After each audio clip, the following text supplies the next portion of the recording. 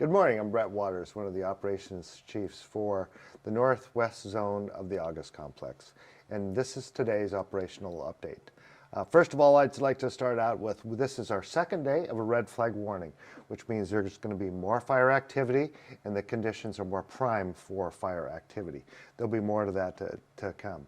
The other part is that we've had quite a little fire activity down here in the Kettenpom area, in the Bradburn Creek area, and the Trinity County Sheriff has issued an evacuation order again for this area, and I'd like to read that.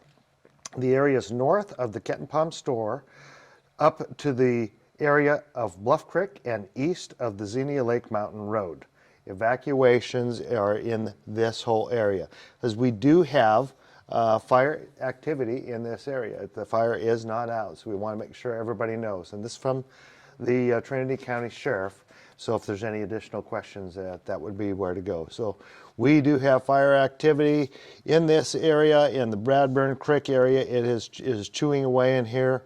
We're holding it, but there's going to be, with the red flag conditions, more activity again today.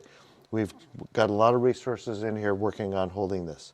The other area is in the coffee pot area, up in this part of our fire, where we still have some heat in some spots which we're working real hard to control today. We've got adequate resources based on what Mother Nature throws at us. Hopefully we're in good shape to be able to contain that. And up in the northwest side of our fire, and this is up by Miller's Place and on road 12, road 24. You know, we've got contingency line up here, but in the northeast zone, Division India has still a lot of fire activity here. So we're preparing for everything to be able to be able to hopefully contain things up in that direction. All in all, there's most of the rest of the areas of the fire. We're looking at repopulation, getting things back to normal as much as possible. For additional information on our red flag day and our conditions that we're going to be looking for, I'd like to turn this over to our IMET, Mike Ottenweller, who will further explain what's going on with red flag day. Thank you. Hi, I'm Incident Meteorologist Mike Ottenweller, and I'm here to tell you a little bit more about the red flag conditions that we've been experiencing and also what we're going to expect for the next 12 hours to 18 hours.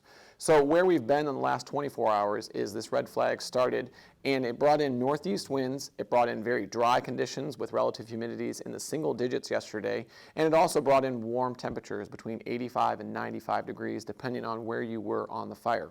So as we go into today, we saw those conditions overnight last night persist, and that's how we're going to start our day today.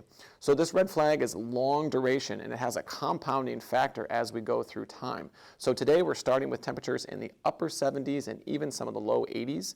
We're also starting with relative humidities that did not come up last night as would traditionally be the case. They stayed in the 20% range, and so we're very warm, we're very dry, and those northeast winds continue to persist. For Northern California, that northeast wind is a dry offshore wind, as you know, and so that is going to continue through the day to bring in more dry air. Any fire that does stand up will have a chance to use that wind to move in that direction from northeast to southwest. Also, we're looking for a little bit more instability today, so that could help those smoke columns to stand up a little bit higher. So my role out here is to make sure that the firefighters are well aware of the conditions that they can expect so they know what to prepare for and also how to accomplish their objectives.